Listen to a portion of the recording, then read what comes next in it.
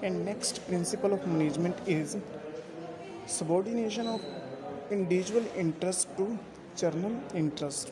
According to this principle, the interest of an organization should take priority over the interest of any individual employee.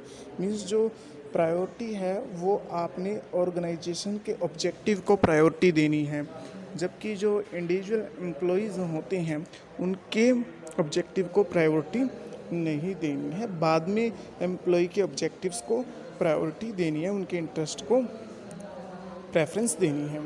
जो इसके positive effects हैं वो ये रहेंगे, इसमें ऑर्गेनाइजेशन का जो गोल है वो अचीव हो सकेगा, और साथ में जो कोऑर्डिनेशन है ऑर्गेनाइजेशनल ऑब्जेक्टिव और इंडिविजुअल ऑब्जेक्टिव्स में वो कोऑर्डिनेशंस मेंटेन रहेंगे। और जो वॉलेटिंग इफ़ेक्ट्स हैं इसके, अगर हम इस प्रिंसिपल को फॉलो नहीं करते हैं ऑर्गेनाइजेशन के अंदर, तो तब ऑर्गेनाइजेशन का जो फर्म का गोल है वो अचीव नहीं हो पाएगा।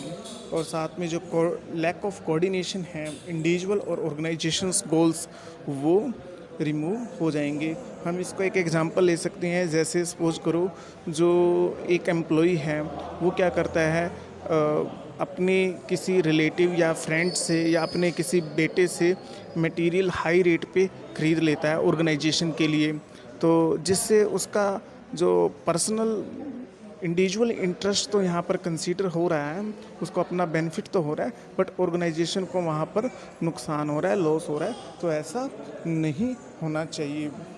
नेक्स्ट हमारे पास है प्रिंसिपल रेमुनरेशन टू एम्प्लॉई।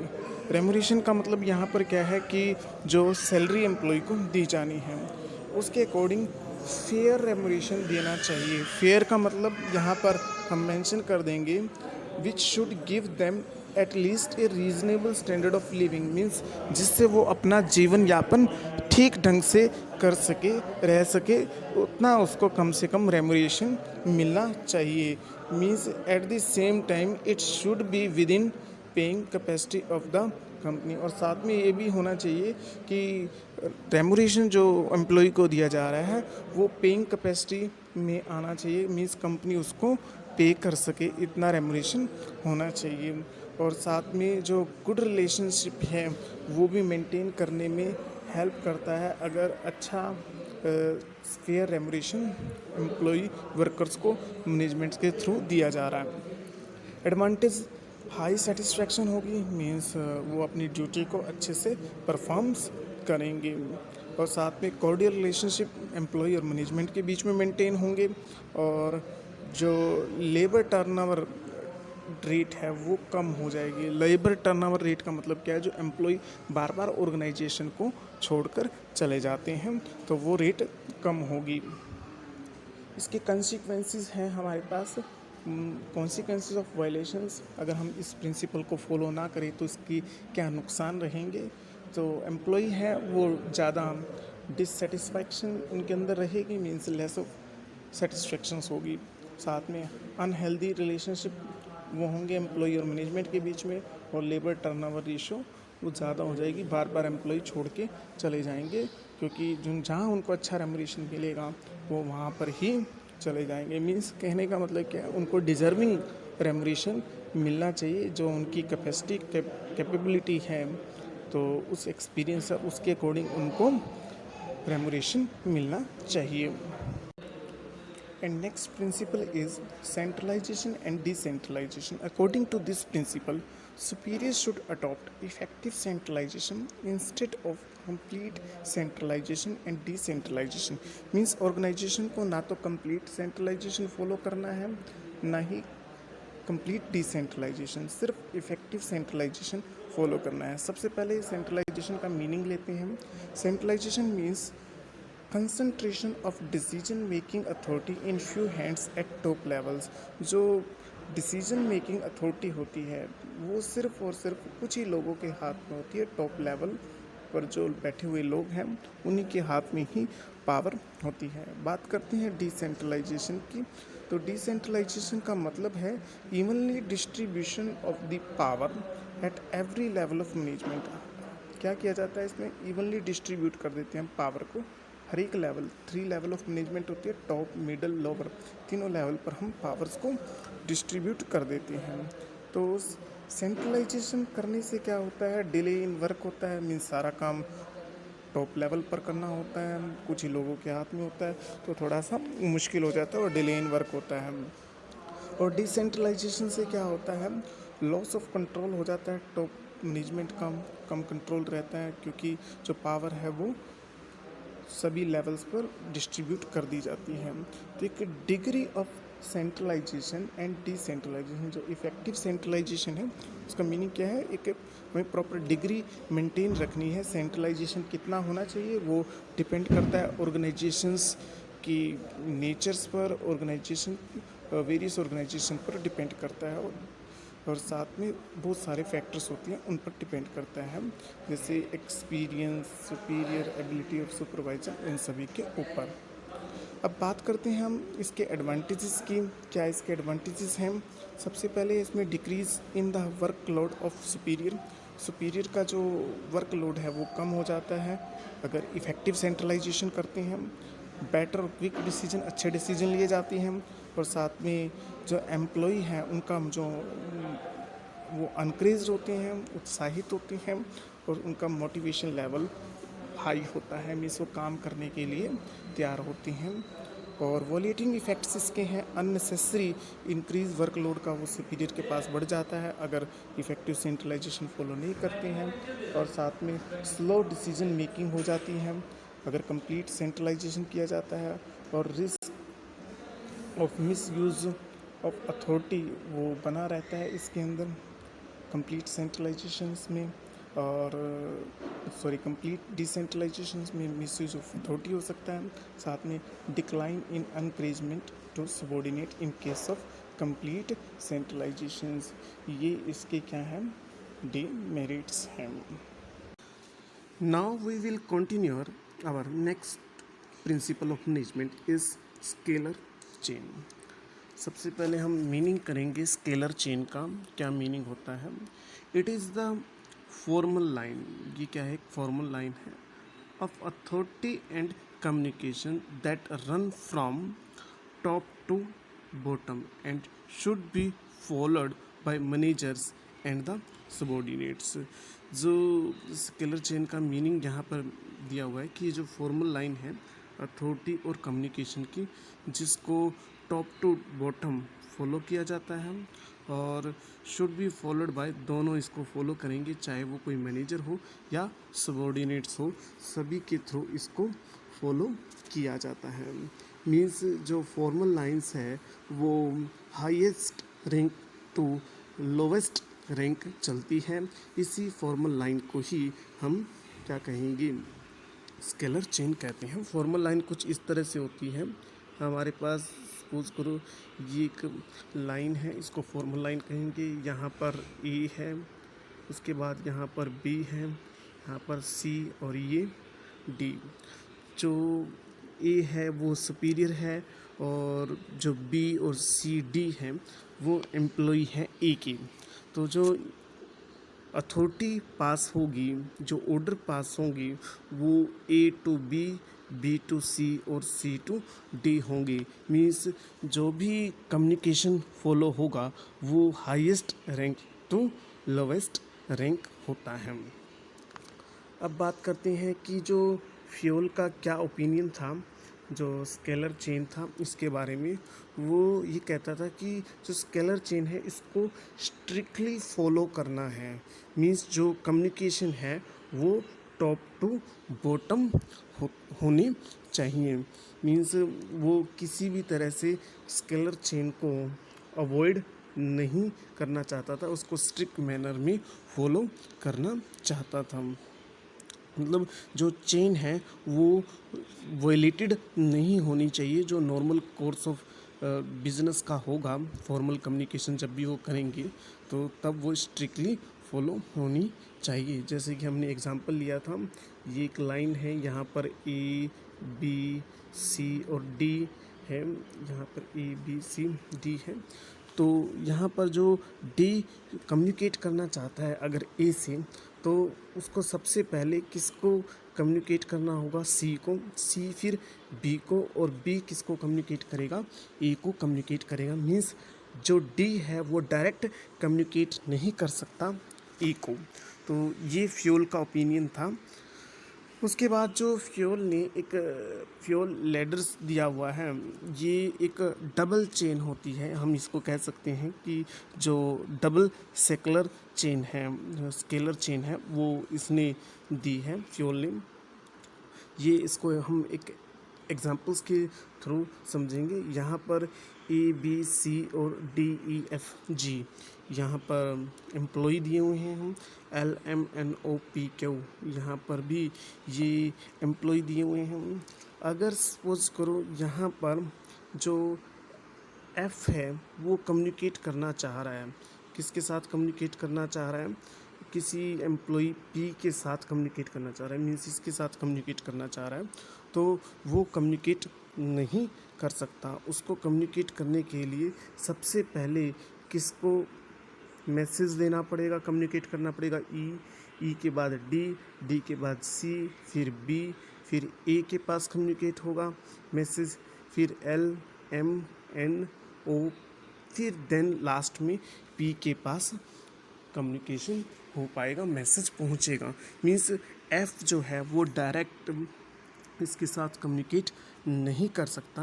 यहाँ पर एग्जांपल भी हमने इसको लिखा हुआ है कि जो एफ है वो कम्युनिकेट करना चाहता है एम्प्लॉय पी के साथ, इसके साथ जो एफ है पी के साथ कम्युनिकेट करना चाह रहा है, तो उसको डिफरेंट इंटरमीडिएट्स हैं, वो एफ, यहाँ पर E D C D A, इन सभी के साथ क्या करना पड़ेगा, कम्युनिकेट करना पड़ेगा। मतलब डी सी, यहाँ पर बी लिखना था, यहाँ पर बी और ए, और साथ में फिर एल एम एन ओ, इन सभी के साथ कम्युनिकेट करते हुए, इंटरमीडिएट्स को लेते हुए, देन वो 9 स्टेप इसको फॉलो करने पड़ेंगे, तब वो एफ के साथ कम्युनिकेट कर पाएगा। इसको क्या बोलते हैं, फ्यूल लेटर्स कहते हैं। उसके बाद हम नेक्स्ट इसमें कर रहे हैं यूटिलिटी। इसकी क्या यूटिलिटी थी, इससे जो यूनिटी ऑफ कमांड है वो उसको किया जा सकता है, मीन्स इफ़ेक्टिव कम्युनिकेशंस के लिए जो बहुत ज़रूरी होती है कि यूनिटी ऑफ कमांड होनी चाहिए, तो वो इफ़ेक्टिव कम्युनिकेशंस बनाता है और साथ में यूनिटी ऑफ कमांड है उसको ऑर्गेनाइजेशन के अंदर इंश्योर करता है। साथ में अब हम गैंग प्लैंक कर रहे हैं। गैंग प्लैंक को भी हम इसी डायग्राम्स के थ्रू समझते हैं। यहाँ पर फ्यूल लैडर में हम डिस्कस कर चुके थे कि एफ है वो डायरेक्ट कम्युनिकेट नहीं कर सकता पी के साथ, उसको डिफरेंट इंटरमीडिएट्स हैं वो फॉलो करने पड़ेंगे, तब जाकर वो क्या करेगा, कम्युनिकेट करेगा पी के साथ। मगर इसने अपना एक गैंग प्लैंक और दिया है। गैंग प्लैंक इसके अंदर ये होता है कि इन केस ऑफ अर्जेंसी, अगर कोई भी ज़रूरत है, या बोल सकते हो कि इमरजेंसी है या अर्जेंसी है, ज़रूरत है बहुत ज़्यादा, तो तब अलाउ करता है डायरेक्ट कम्युनिकेशन, उसी केस में अलाउ है, अदरवाइज अलाउ नहीं कर सकते। Two employee of this same level के होने चाहिए, विदाउट फॉलोइंग स्केलर चेन को फॉलो नहीं करते हुए, avoid in delay in communication, तो कम्युनिकेशंस डिले ना हो उसके लिए वो एफ पी के साथ क्या कर सकता है, डायरेक्ट कम्युनिकेट कर सकता है। तो इसको हम क्या बोलते हैं, गैंग प्लैंक कहते हैं। तो गैंग प्लैंक का मतलब यही हुआ कि डायरेक्ट कम्युनिकेशन हो सकता है दो एम्प्लॉय के बीच में जब वो सेम लेवल के हो, तो विदाउट फॉलोइंग स्केलर चेन, मतलब जो स्केलर चेन है उसको फॉलो करने की ज़रूरत नहीं होती, क्योंकि उससे कोई भी नुकसान हो सकता है। सपोज करो कि किसी भी तरह की अर्जेंसी क्रिएट हो गई है ऑर्गेनाइजेशन के अंदर, तो वहाँ पर डायरेक्ट कम्युनिकेशन करना ज़रूरी है। जैसे कई बार ऑर्गेनाइजेशन का कोई इम्पोर्टेंट डिसीजंस लेना होता है, बट अगर हम उसको क्विकली डिसीजन नहीं लेंगे तो वो अपॉर्चुनिटी हमारे हाथ से जा सकती है। तो उस डिले इन कम्युनिकेशन को अवॉइड करने के लिए हम गैंग प्लैंक को यूज़ कर सकते हैं। इसके जो पॉजिटिव इफ़ेक्ट्स हैं वो हमारे पास क्या रहेंगे, जो orderly and smooth flow of informations, जो फ्लो ऑफ इंफॉर्मेशन है वो ऑर्डरली होगा और स्मूथ होगा। साथ में क्लियर लाइन्स ऑफ अथॉरिटी, सबको पता होगा कि कौन किसका सुपीरियर है, सबॉर्डिनेट्स हैं, सबको अपनी पावर्स, अथॉरिटी, रिस्पॉन्सिबिलिटी वो मालूम होती है। बेटर रिलेशनशिप होंगे सबॉर्डिनेट्स और सुपीरियर्स के, जिससे जो रिस्पेक्ट्स हैं वो अथॉरिटीज़ की वो बनी रहती हैं। साथ में यूनिटी ऑफ कमांड है वो फॉलो होती है, और ये जो यूनिटी ऑफ कमांड है हम इसको पहले ही डिस्कस कर चुके हैं। इसमें ये होता है कि एक एम्प्लॉय एक ही सुपीरियर से ऑर्डर रिसीव करता है, तो इस वजह से कोई भी कन्फ्यूज़न क्रिएट नहीं होती है ड्यूल ऑर्डर्स होने की वजह से। उसके बाद है इसके कंसीक्वेंसेस क्या रहेंगे अगर इसको हम इम्प्लीमेंट नहीं करते हैं, इसकी वायलेशन करते हैं, तो वायलेशन करने पर इसके क्या परिणाम रहेंगे। तो यहाँ पर ऑर्डरली था, यहाँ पर disorderly flow of information means जो इंफॉर्मेशन है किसी एम्प्लॉय के पास पहुंचनी चाहिए थी तो वो उसके पास ना पहुंचकर किसी दूसरे एम्प्लॉय के पास पहुंच जाएगी, जिसके लिए उसकी कोई इम्पोर्टेंस ना हो। उसके बाद इसमें है authority responsibility relationship will not be clear, तो वो नहीं होंगे, अनहेल्दी रिलेशनशिप वो हो जाते हैं। और साथ में लैक ऑफ यूनिटी कमांड्स इसमें होता है अगर हम इसको इम्प्लीमेंट ना करें। Next principle is order. According to this principle of order, a right person should be placed at right job and right thing should be placed at right place. इसमें ये होता है कि जो पर्सन होता है, राइट पर्सन का मतलब यहाँ पर क्या है, जो कैपेबल है, एक्सपीरियंस पर्सन है, उसी के अकॉर्डिंग ही उसको जॉब असाइन करनी चाहिए, उसको राइट जॉब देनी चाहिए। और right things should be placed at right place, जो सामान है उसको भी हम एक प्रॉपर्स और सीक्वेंस और राइट प्लेस पर रखते हैं, जिस वजह से जो एफिशिएंसी है वो पीपल्स और मटेरियल की दोनों की बढ़ जाती है। ऐसा करने से क्या होगा, ऑर्डर को अगर हम इम्प्लीमेंट करते हैं प्रिंसिपल को, if there is a fixed place, अगर सभी का क्या है एक फिक्स प्लेस है, चाहे वो किसी का पीपल्स का हो या मटेरियल का हो, तो ऐसा करने से it is presents there will be no obstruction in works, तो काम में किसी भी तरह की रुकावट नहीं आएंगी। जैसे टूल्स होते हैं जो ऑर्गेनाइजेशंस के अंदर यूज़ किए जाते हैं मशीन्स को रिपेयर करने के लिए, वो टूल बॉक्स है वो एक राइट प्लेस पर रखा हुआ होना चाहिए, ताकि जब भी मशीन को रिपेयर करने की ज़रूरत पड़ती है तो वहाँ उस टूल्स बॉक्स में से हम आसानी से टूल्स निकाल कर मशीन को रिपेयर कर सकें। अगर टूल बॉक्स हम कंपनी या फैक्ट्री के अंदर इधर उधर रख देते हैं तो उस टूल बॉक्स को ही ढूंढने में काफ़ी समय हमारा वेस्ट हो जाएगा, और जिस वजह से हमने जो मशीन की रिपेयर करनी होगी तो उसमें ज़्यादा टाइम लगेगा, कई बार कुछ प्रॉब्लम्स भी हो सकती हैं। इसी तरह से आप कई बार ऑर्गेनाइजेशन के अंदर देखते होंगे कि कोई आग वगैरह लग जाती है तो जो आग बुझाने के लिए इक्विपमेंट्स रखे हुए होते हैं वो एक प्लेस पर रखे होते हैं। अगर सपोज़ करो वो उस जगह पर उस प्लेस पर नहीं रखे हुए हैं तो किसी भी वजह से अगर ऑर्गेनाइजेशन के अंदर फायर या आग लग जाती है तो फिर उसको तब तक जब तक हम उस टूल्स को ढूंढेंगे आग बुझाने के लिए तो तब तक काफ़ी टाइम हो जाएगा, तो इस तरह से ऑर्गेनाइजेशन को काफ़ी नुकसान हो सकता है। तो इसीलिए जो टूल्स हैं, मटेरियल हैं, वो सही जगह पर होना चाहिए। ऐसे ही अगर एक पर्सन है उसको सही जगह पर ही हमें अपॉइंट करना चाहिए। अगर हम किसी ऐसे एम्प्लॉय को अपॉइंट कर देते हैं जो कैपेबल नहीं है, एक्सपीरियंस्ड नहीं है, तो वो अपनी पोस्ट को तो मिसयूज़ करेगा ही, साथ में उस गलत पॉइंट होने की पर्सन के गलत पॉइंट होने की वजह से ऑर्गेनाइजेशन को काफ़ी नुकसान हो सकता है। आगे है इसमें अगर हम ऑर्डर फॉलो करते हैं तो प्रोडक्टिविटी और एफिशिएंसी इंक्रीज़ होती है। यहाँ पर दो तरह के ऑर्डर लिए हैं, मटेरियल ऑर्डर और दूसरा क्या है, सोशल ऑर्डर। मटेरियल जो ऑर्डर है वो मटेरियल या गुड्स से है, सामान से है, जो ऑर्गेनाइजेशन के अंदर यूज़ किया जाता है। मीन्स जो गुड्स हैं, जो मटेरियल है उसको सही प्लेस पर, प्रॉपर प्लेस पर रखा जाना चाहिए। Means everything must be placed at proper place, हर एक जगह पर रखी हुई होनी चाहिए।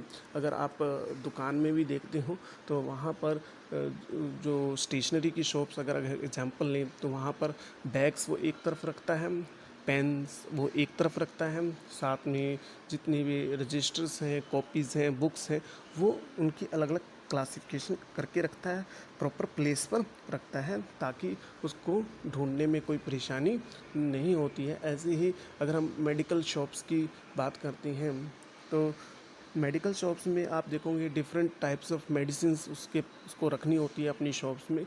तो अगर वो इधर उधर उनको रख देगा, मेडिसिन को एक प्रॉपर प्लेस पर नहीं रखता है, तो फिर उसको मेडिसिन ढूंढने में काफ़ी परेशानी हो जाएगी और कस्टमर्स उसकी दुकान से बिना सामान के ही चला जाएगा और गुडविल भी इफ़ेक्ट होगी। उसके बाद हम बात कर रहे हैं सोशल ऑर्डर की। सोशल ऑर्डर में जो हमें पर्सन है वो सही अपॉइंट करना चाहिए, मतलब जो कैपेबल हो और एक्सपीरियंस्ड है उसी के अकॉर्डिंग ही हमें उसकी जॉब असाइन करनी चाहिए। और उसके बाद हम इसके पॉजिटिव इफ़ेक्ट्स कर रहे हैं, तो पॉजिटिव इफ़ेक्ट्स क्या होंगे? इसमें कंप्लीट यूटिलाइजेशन होता है मटेरियल और ह्यूमन रिसोर्सेज का, साथ में इफ़ेक्टिव यूज़ होगा रिसोर्सेज का और नो टाइम इज़ वेस्टेड होगा ट्रेसिंग द रिसोर्सेज। अगर हमें रिसोर्सेज को ढूंढना है, ट्रेस करना है तो कम समय लगेगा, कोई टाइम वेस्ट नहीं होगा। बेटर डिसिप्लिन मेंटेन हो सकता है ऑर्गेनाइजेशन के अंदर अगर ऑर्डर फॉलो करते हैं। वॉलेटिंग effects in efficient use of resources due to loss of time. बहुत ही रिसोर्सेज हैं उनका इनएफिशिएंट यूज़ होगा और एनर्जी है वो रिसोर्सेज को सर्च करने में ही वेस्ट हो जाएगी। और साथ में जो डिसिप्लिन है वो ऑर्गेनाइजेशन के अंदर मेंटेन नहीं होता है।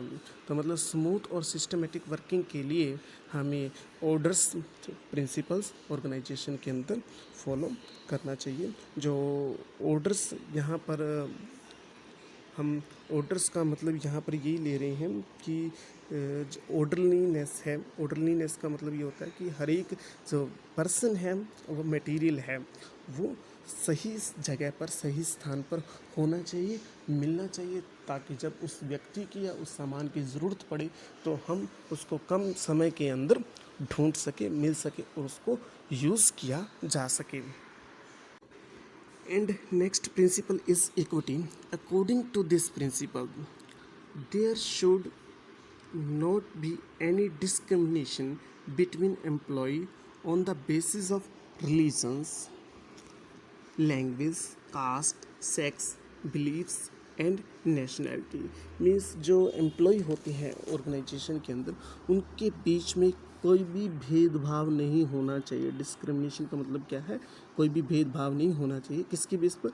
धर्म के आधार पर, लैंग्वेज, क्योंकि जो कंपनी फैक्ट्रीज होती है, ऑर्गेनाइजेशन होती है, उसके अंदर बहुत सारी लैंग्वेज के पीपल्स जो है वो काम करते हैं। कास्ट, सेक्स, बिलीव्स और नेशनैलिटी, इनके आधार पर ऑर्गेनाइजेशन में एम्प्लॉय के बीच में कोई भी भेदभाव नहीं होना चाहिए। जो ये प्रिंसिपल्स है वो किस पर जोर देता है? ये देता है kindliness and justice in the behaviour of the managers towards workers. जो मैनेजर है उसका बिहेवियर टुवार्ड्स वर्कर के रिगार्डिंग कैसा होना चाहिए? काइंडलीनेस, दयालुपूर्ण रवैया होना चाहिए, नर्म होना चाहिए और जस्टिस, न्यायपूर्ण बिहेवियर होना चाहिए। This will ensure loyalty and devotions. Loyalty का मतलब यहाँ पर क्या है? वफादार। इससे एम्प्लॉय जो है वो वफादार बनते हैं और एम्प्लॉय डेडिकेटेड, डिवोशंस बनते हैं। मीन्स वहाँ पर उसके प्रति वो अपनी डिवोटेड, पूरी ही निष्ठा के साथ वो काम करना चाहते हैं, ऑर्गेनाइजेशन के अंदर काम करते हैं। अगर पार्शियलिटी या किसी भी तरह की बायस्डनेस ऑर्गेनाइजेशन के अंदर की जाती है एम्प्लॉय के साथ, तो फिर एम्प्लॉय क्या हो जाएंगे? डिससेटिस्फाई हो जाते हैं। और जब डिससेटिस्फाई एम्प्लॉय होंगे तो वो अपना मैक्सिमम कंट्रीब्यूशन ऑर्गेनाइजेशन के अंदर नहीं देंगे, will not contribute their maximum potential, अपना मतलब पूरा योगदान नहीं देंगे, क्योंकि एम्प्लॉय क्या है? डिससेटिस्फाई है। इक्विटी को हम समता बोलते हैं। समता का मतलब क्या यहाँ पर ये है कि जो उनके साथ किसी भी तरह का कास्ट, लैंग्वेज और सेक्स, बिलीव्स, नेशनैलिटी और रिलीजन के बेस पर उनसे भेदभाव नहीं होना चाहिए। यहाँ पर इक्विटी का मतलब ये नहीं है कि जो मैनेजर है और पीएन है उनके जो अधिकार है, राइट्स है, रिस्पॉन्सिबिलिटी है वो सेम होंगी, ऐसा कुछ नहीं है। Too strict treatments for lazy personnel, इसमें एक बात और जोड़ी हुई है इक्विटी के अंदर कि जो लेज़ी पर्सन है उनके साथ स्ट्रिक्ट ट्रीटमेंट उनका किया जाएगा, ताकि जो दूसरे एम्प्लॉय हैं वो भी उनको भी ये मैसेज जाना चाहिए कि अगर कोई भी लेज़ी है, कोई ठीक ढंग से काम नहीं करता है तो उसके अगेंस्ट ऑर्गेनाइजेशन एक्शन लेती है। और साथ में जो everyone is equal in eyes of management, मतलब हर एक क्या होना चाहिए, मैनेजर के लिए सभी एम्प्लॉय समान होनी चाहिए। मीन्स अगर कोई भी किसी भी एम्प्लॉय ने कोई रूल्स ऑर्गेनाइजेशन का स्ट्रक किया है, तोड़ दिया है, तो वो अगर किसी एक एम्प्लॉय को जो सज़ा दी गई है या कोई दूसरा एम्प्लॉय है तो उसके लिए भी वही पनिशमेंट्स होनी चाहिए। उसके बाद हम इसके पॉजिटिव फैक्ट्स कर रहे हैं। पॉजिटिव फैक्ट्स में सबसे पहले अगर इक्विटी फॉलो होता है तो सेटिस्फैक्शन, मोटिवेशंस लेवल एम्प्लॉय का हाई होगा, अच्छे रिलेशनशिप बनेंगे एम्प्लॉय और मैनेजर्स के बीच में। अगर वायलेशन इसको फॉलो नहीं किया जाता है तो डिससेटिस्फैक्शन होगी, मोटिवेशन लेवल कम हो जाएगा और unhealthy relationship between employee and management होते हैं। And next principle is stability of personnel. According to this principle, there should be a proper efforts to achieve stability and continuity of tenure of personnel. Means इस principal के according क्या होना चाहिए कि जो employ की स्टेबिलिटी है और continuity of tenure of personal है, एम्प्लॉय है, वो हमेशा ही फिक्स रहने चाहिए, बार बार चेंज नहीं होने चाहिए। अगर किसी एम्प्लॉय को जब सेलेक्ट किया जाता है और उसको अपॉइंट किया जाता है तो उसमें काफ़ी लंबा सारा प्रोसीजर फॉलो किया जाता है, तो उसमें कंपनी के बहुत सारे एक्सपेंडिचर होते हैं और साथ में कंपनी उसको जब ट्रेंड करती है तो तब भी उसके ऊपर काफ़ी कुछ खर्च करती है। तो एम्प्लॉय आपके पास आया, आपने उस पर एक्सपेंडिचर किया, उसको ट्रेंड किया, उसके बाद अगर वो ऑर्गेनाइजेशन को छोड़कर जा रहा है तो उससे ऑर्गेनाइजेशन की एफिशिएंसी डाउन हो जाती है और जो ऑर्गेनाइजेशन के ऑब्जेक्टिव है वो अचीव नहीं होते हैं। तो ऑर्गेनाइजेशन को कोशिश करनी चाहिए कि जो स्टेबिलिटी है वो बनी रहे ऑर्गेनाइजेशन के अंदर, जिससे जो ट्रस्टेड और एक्सपीरियंस्ड पर्सनल है, एम्प्लॉय है और जो ट्रेंड एम्प्लॉय है वो ऑर्गेनाइजेशन के अंदर बने रहेंगे और उनका बेनिफिट ऑर्गेनाइजेशन को मिल सकेगा। उसके बाद इन्होंने इसमें नेक्स्ट बोला हुआ है selected for a minimum period of time, कम से कम उनको एक मिनिमम पीरियड के लिए सिलेक्ट करना चाहिए। उसके बाद एम्प्लॉय टर्नओवर रेशो मिनिमाइज़ करनी चाहिए, मींस ऑर्गेनाइजेशन की कोशिश होनी चाहिए कि एम्प्लॉय ऑर्गेनाइजेशन को छोड़कर ना जाए। उसके साथ है इंस्टेबिलिटी ऑफ एम्प्लॉय रिजल्ट्स क्या करेगा को, अभी जैसे कि हमने डिस्कस किया कि अगर स्टेबिलिटी नहीं है, एम्प्लॉय बार बार छोड़ के जा रहे हैं तो उससे कॉस्ट ऑफ रिक्रूटमेंट हमें भर्ती करनी पड़ेगी, उसकी कॉस्ट आएगी, सिलेक्शन, ट्रेनिंग, इन सभी पे बहुत सारी अमाउंट ऑर्गेनाइजेशन की खर्च हो जाती है। तो इससे गुडविल भी इफ़ेक्ट होती है और कंपनी के जो सीक्रेट्स हैं वो भी लूज़ होने के चांसेस बढ़ जाते हैं। और ये तो इसकी वजह ये भी हो सकती है कि एम्प्लॉय अगर डिससेटिस्फाई हैं तो उनकी डिससेटिस्फैक्शन के रीजंस का पता लगाया जाए कि किस वजह से वो डिससेटिस्फाई है, ऑर्गेनाइजेशन को छोड़कर जा रहा है, और कोशिश ये होनी चाहिए कि ऑर्गेनाइजेशन को वो छोड़कर ना जाए। तो ये हमेशा ही ऑर्गेनाइजेशन के मतलब फ़ायदे की बात होती है कि जो ट्रस्टेड, एक्सपीरियंस्ड और ट्रेंड एम्प्लॉय है वो कभी भी ऑर्गेनाइजेशन के छोड़कर ना जाए। अगर ट्रस्टेड, एक्सपीरियंस्ड और ट्रेंड एम्प्लॉय ऑर्गेनाइजेशन को छोड़कर जा रहे हैं तो वो ऑर्गेनाइजेशंस फिर उसका जो ट्रेंड्स है वो डाउनवर्ड हो जाता है और वो जो अदर्स कॉम्पिटिटर्स ऑर्गेनाइजेशंस है उनसे पीछे रह जाती हैं। बात करते हैं इसके पॉजिटिव इफ़ेक्ट्स की। सबसे पहले अगर हम स्टेबिलिटी ऑफ पर्सनल करें तो जो एफिशिएंसी है वो एम्प्लॉय की बढ़ती है और उनके अंदर, क्योंकि जब हम एक जॉब सिक्योरिटी एम्प्लॉय को प्रोवाइड कराते हैं तो वो विद एफिशिएंसी काम करते हैं। और बेटर रेपुटेशन ऑफ कंपनी वो मेंटेन होती है। अगर किसी ऑर्गेनाइजेशन से बार बार एम्प्लॉय छोड़ के जा रहे हैं तो ये एक तरह से क्वेश्चन अराइज हो जाता है ऑर्गेनाइजेशन की गुडविल पर। साथ में नेक्स्ट है इसमें लैक्स एक्सपेंसेस करनी पड़ती है। रिक्रूटमेंट सिलेक्शन ट्रेनिंग बार बार नहीं देनी पड़ेगी। एक बार किया आपने जो एक्सपेंसेस तो वही एम्प्लॉय आपके पास काम कर रहे हैं तो उसका वो फैमिलियर हो जाते हैं ऑर्गेनाइजेशन से, जिस वजह से स्मूथ रनिंग होती है ऑर्गेनाइजेशन की। उसके बाद है नेक्स्ट है हमारे पास enjoy the benefit of trusted experienced और ट्रेंड एम्प्लॉय का बेनिफिट एन्जॉय करती है ऑर्गेनाइजेशंस। और अगर इस कंसिक्वेंसेस ऑफ वायलेशन है क्या होगा, इनसिक्योरिटी अमंग एम्प्लॉयज़, उनके बीच में इनसिक्योरिटी की। आज मेरी इस रिलेटिव्स को, फ्रेंड्स को या जो एम्प्लॉय है दूसरा उसके साथ काम कर रहा था उसको अगर वो ऑर्गेनाइजेशन छोड़ के जा रहा है तो अदर्स एम्प्लॉयज़ के दिमाग में भी इनसिक्योरिटी की फीलिंग्स क्रिएट होती है, तो एफिशिएंसी डाउन आ जाती है। Decline in the reputation of company, कम हो जाएगी रेपुटेशन। और गुड वर्कर अगर कंपनी को छोड़कर जाएंगे ही तो यहाँ पर ऑर्गेनाइजेशन का जो इंटरेस्ट है वो हर्ट होता है, उसको नुकसान होता है। तो कहने का मतलब क्या है कि अननेसेसरी जो लेबर टर्नओवर है वो क्रिएट्स नहीं होनी देनी चाहिए ऑर्गेनाइजेशन के अंदर। और साथ में क्योंकि जो नई जॉब्स अराइज होंगी उसके अंदर बहुत सारा टाइम ऑफ वेस्टेज होता है ऑर्गेनाइजेशन का, और रिसोर्सेज भी वेस्ट होते हैं। And next principle is initiative.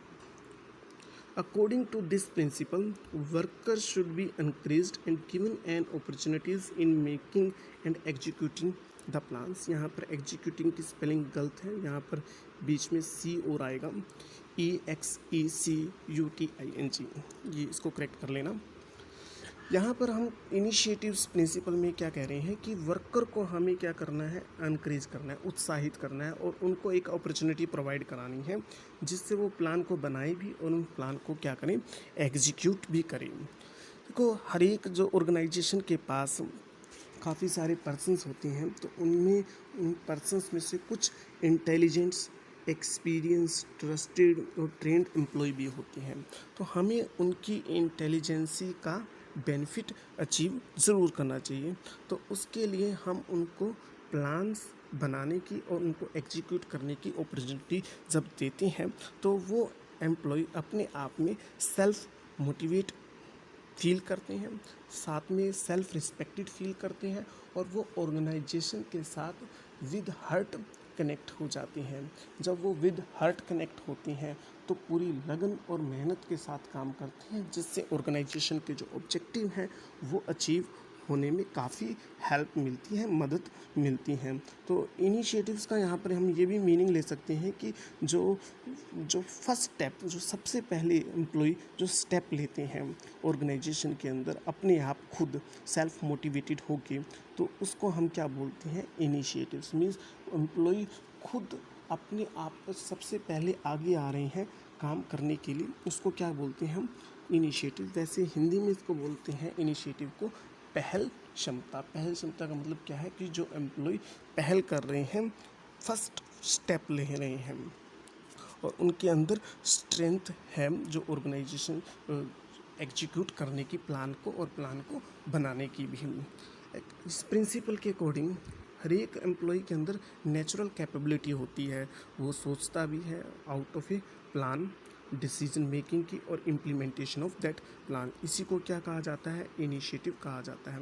तो मैनेजर्स को वो जो एम्प्लॉय है उनकी थिंकिंग पावर को यूज़ करना चाहिए सबॉर्डिनेट्स की, जिससे जो ऑर्गेनाइजेशंस का जो ऑब्जेक्टिव है वो अचीव हो सके।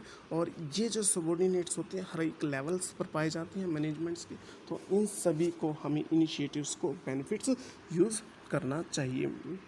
बात करते हैं हम इसके पॉजिटिव इफ़ेक्ट्स की।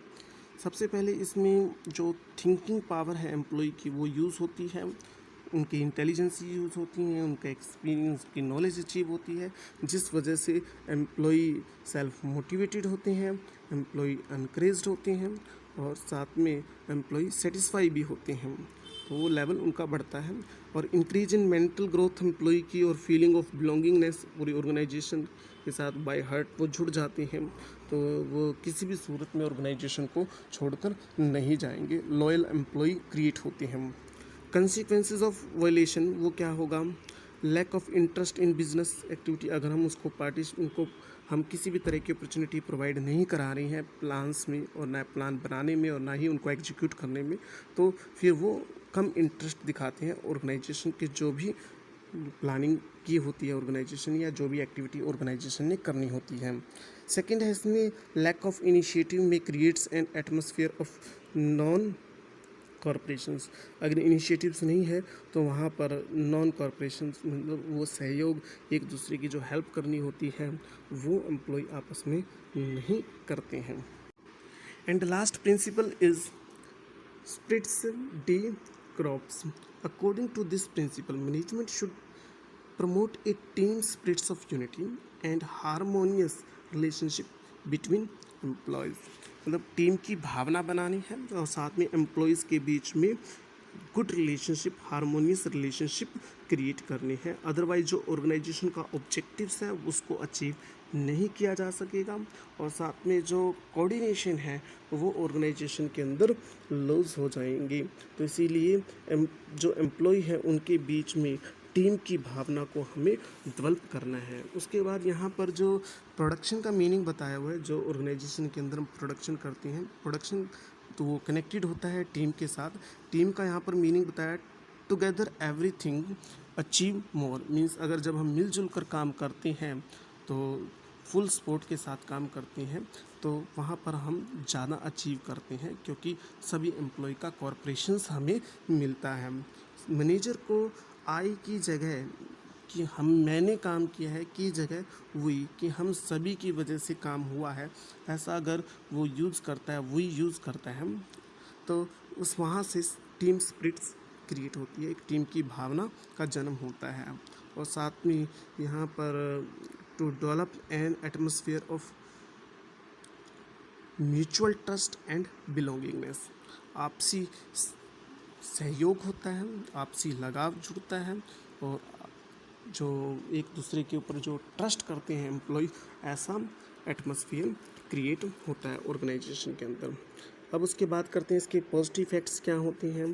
पॉजिटिव इफेक्ट्स में इसमें develops and atmosphere of mutual trust, एक दूसरे पर वो विश्वास करते हैं, साथ में जो ग्रुप गोल हैं वो अचीव हो सकते हैं, स्वीट रिलेशन, अच्छे रिलेशनशिप बनते हैं। अगर हम इस प्रिंसिपल को फॉलो ना करें तो टीम स्पिरिट्स नहीं होती, और साथ में ऑर्गेनाइजेशंस हैं वो मिलजुल कर एक दूसरे की कॉरपोरेशन से काम नहीं करते हैं, और ग्रुप गोल वो अचीव नहीं होते। साथ में बिटरनेस इन रिलेशनशिप, जो संबंधों में है वो खटास हो जाती है, मधुर संबंध नहीं बनते।